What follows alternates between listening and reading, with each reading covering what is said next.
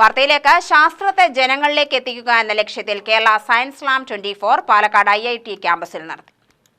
ഉന്നത വിദ്യാഭ്യാസ മന്ത്രി ആർ ബിന്ദു പരിപാടി ഉദ്ഘാടനം ചെയ്തു.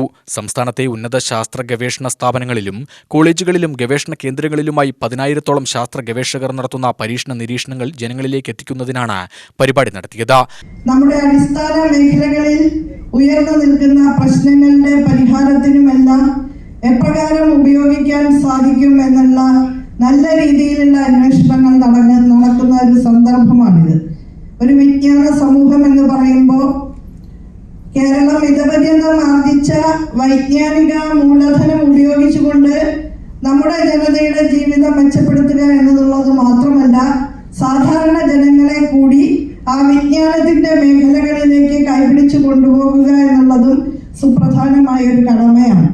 ഈ സയൻസ് സ്ലാമിന്റെ ഏറ്റവും വലിയ പ്രഖ്യാപിത ലക്ഷ്യം ശാസ്ത്രത്തെയും വിവിധ വൈജ്ഞാനിക ശാഖകളിലെ ഏറ്റവും പുതിയതായ കാര്യങ്ങളെയും ബഹുജന മധ്യത്തിലേക്ക് എത്തിക്കുക എന്നുള്ളത് കൂടിയാണ് എന്നുള്ളത് ഏറെ സന്തോഷകരമായ കാര്യമാണ്. സ്ലാം എന്നുള്ള വാക്ക് സൂചിപ്പിക്കുന്നത് പോലെ ദന്തഗോപുര സ്വഭാവിയായിട്ടുള്ള വൈജ്ഞാനിക അന്വേഷണങ്ങളെ സാധാരണ ജനങ്ങളിലേക്ക് കൊണ്ടുപോകുക, ദന്തഗോപുര സ്വഭാവം വെടിഞ്ഞ് പ്രായോഗിക തലത്തിലേക്ക് അറിവിനെ പരാവർത്തനം ചെയ്യുക. കേരള ശാസ്ത്ര സാഹിത്യ പരിഷത്തും ലൂക്കിയും ചേർന്ന് സംഘടിപ്പിച്ച ആദ്യത്തെ കേരള സയൻസ് സ്ലാമിനെ ജില്ല ആവേശപൂർവ്വം വരവേറ്റു.